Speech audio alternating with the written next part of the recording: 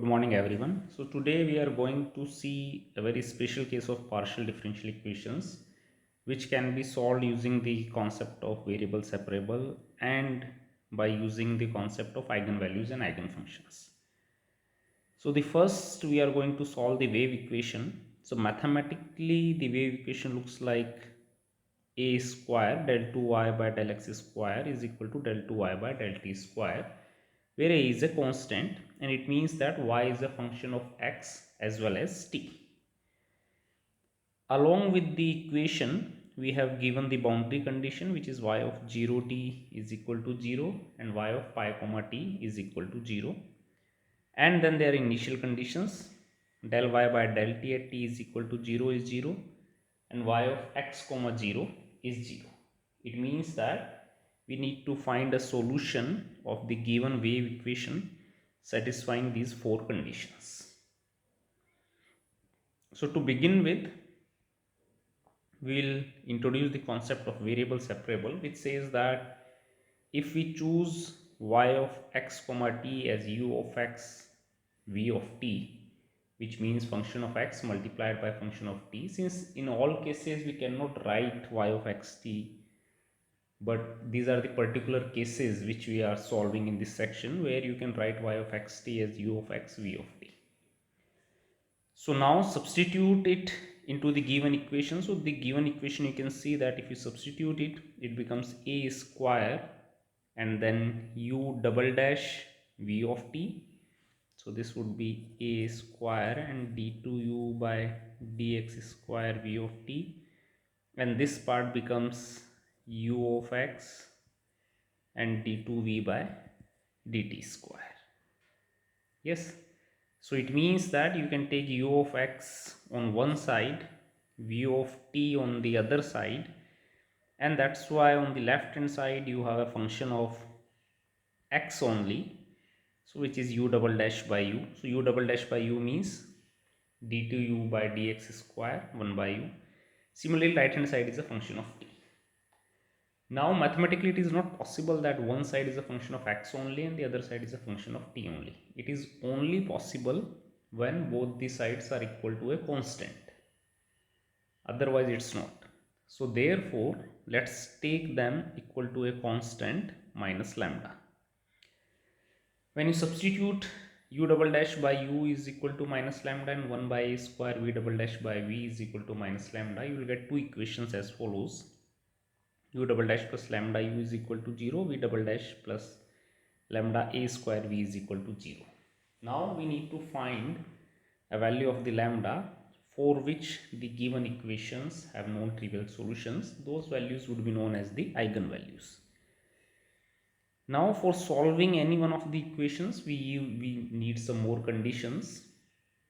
So we need to see how the given conditions can be seen in the form of u and v. So these are the boundary conditions we have given. Yes, y of 0 comma t is equal to 0. So now when you write y of 0 comma t is equal to 0, so y of x comma t is u of x and v of t. If you substitute x is equal to 0, then it becomes u of 0 and v of t. Now v of t cannot be 0. Think why not? So since v of t cannot be 0, then you will get u of 0 is equal to 0. And v of t cannot be equal to 0 because if you put v of t is equal to 0 in y of x comma t, then you will get the trivial solution, and we are looking for the non-trivial solution. It means that using these boundary conditions we will get two conditions, which are u of 0 is 0 and u of pi is 0.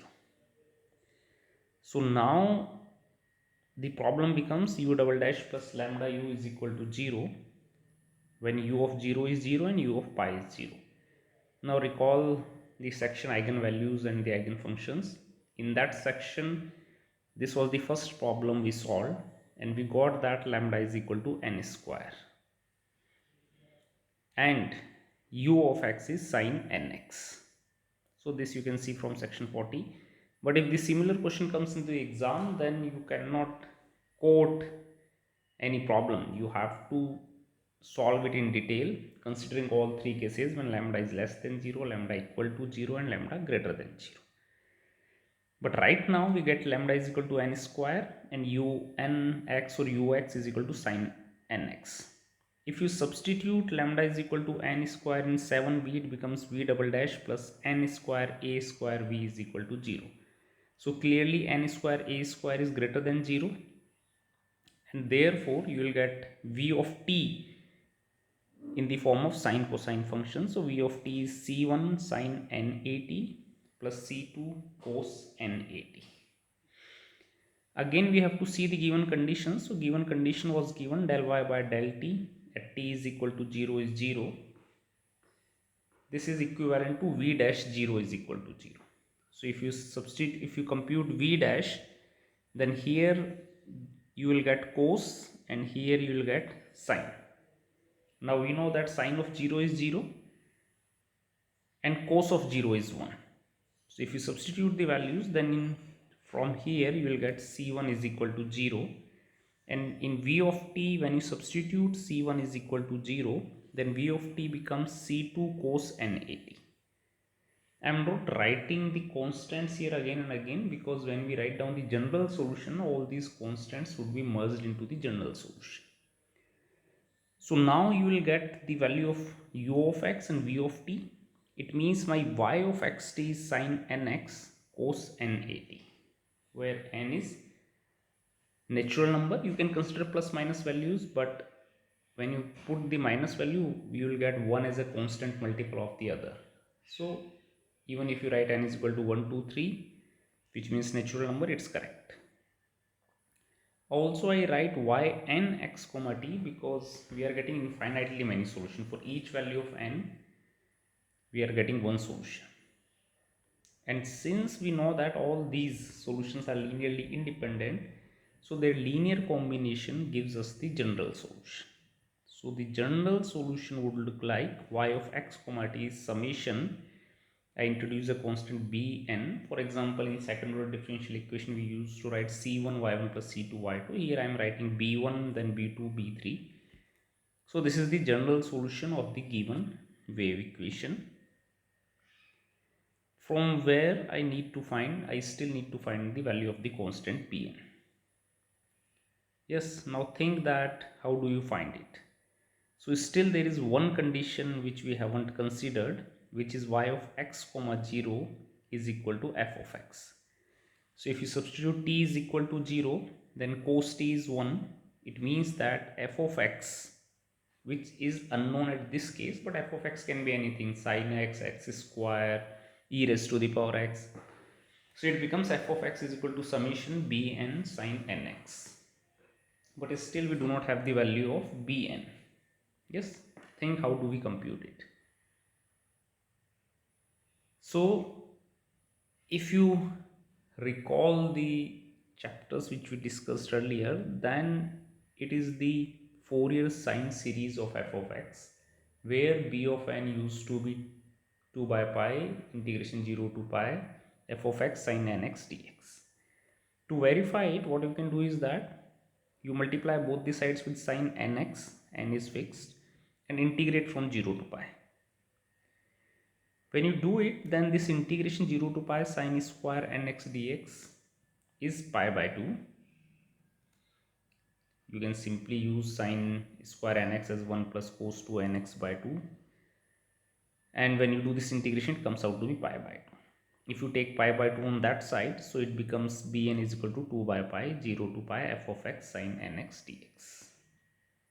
So after substituting the value of bn, this is how y of xt looks like. So y of xt is summation bn sin nx cos nat, where bn is 2 by pi integration 0 to pi f of x sin nx. Okay, similarly we can see how do we solve the heat equation. So let us consider we have given the equation del w by del t is equal to a square del 2 w by del x square. So for the heat equation, the initial conditions are, it's almost similar. W of 0 t is 0, W of pi t is 0, W of x comma 0 is f of x. and I already discussed it. Equation is del w by del t is equal to a square del 2w by del x square. Now the only thing I suggest is to you must try to solve it by yourself so that you remember the procedure. The problem is not difficult. So let's assume using variable separable w of x comma t is x of x and t of t. If you substitute here, you will get left hand side as a function of t, right hand side as a function of x, which you put equal to a constant minus lambda. That gives you the similar equation x double dash plus lambda x is equal to 0, t dash plus lambda a square t is equal to 0. Now it is given w of 0 t is 0, w of pi t is 0. That gives you x of 0 is 0 and x of pi is 0. Similar thing has come in the wave equation also. So its solution is lambda is equal to n square, and it means x is sine nx. Now you put lambda is equal to n square in the other equation, which is t dash plus n square a square t is equal to 0.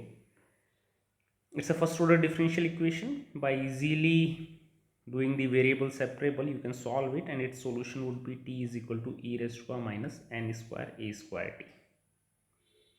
So now you have the value of x, you have the value of t. Therefore your w would be e raised to power minus n square a square t sine nx, where n is a natural number.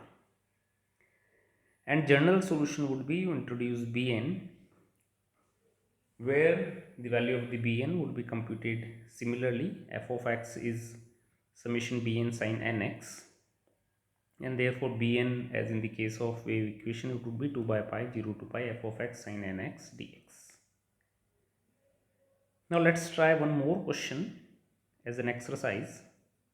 So find a non-trivial solution of del 2y by del t square is equal to del 2y by del x square, where four conditions are given. Now f of x is given in the form of x minus 2 pi. Here one condition is y of 0 t is 0, but the other condition is del y by del x of pi comma t is 0, and similarly del y by del t of x comma 0 is equal to 0. So we'll use the variable separable, and that gives us two conditions. Now we need to understand y of 0 comma t is equal to 0. It means it is u of 0 is 0, and the other is u x pi is equal to 0. So u of 0 is 0 and u dash pi is equal to 0. But now when we have to solve it, so we need to solve the following boundary condition. We need to consider all three cases. So lambda less than 0, lambda equal to 0, and lambda greater than 0. For lambda less than 0, I assume lambda to be minus alpha square, where alpha is not equal to 0 and it's a real number. That gives me u is equal to, so that gives me u is equal to c1 e raised to alpha x plus c2 e raised to power minus alpha x. Now one condition is u of 0 is 0, and the other condition is u dash pi. Now u of 0 is 0 gives me c2 is equal to minus c1. If I substitute in u dash x, in u of x, and then compute u dash x, then from here e raised to power alpha pi and e raised to power minus alpha pi cannot be equal to 0. Exponential function is always non-zero. That's why c1 must be 0, and once c1 is 0, c2 is 0, it means I am getting the trivial solution. Similarly, for lambda is equal to 0, if you try by yourself, you will get the trivial solution. So last choice is lambda greater than 0. U of 0 is 0 gives you c1 is equal to 0. When for lambda greater than 0, you get u of x as c1 cos alpha x plus c2 sin alpha x. Now u dash x you computed, substitute u dash, it's u dash pi is equal to 0. So instead of u dash 0, let's write u dash pi is equal to 0. So that's give you c2 alpha cos alpha pi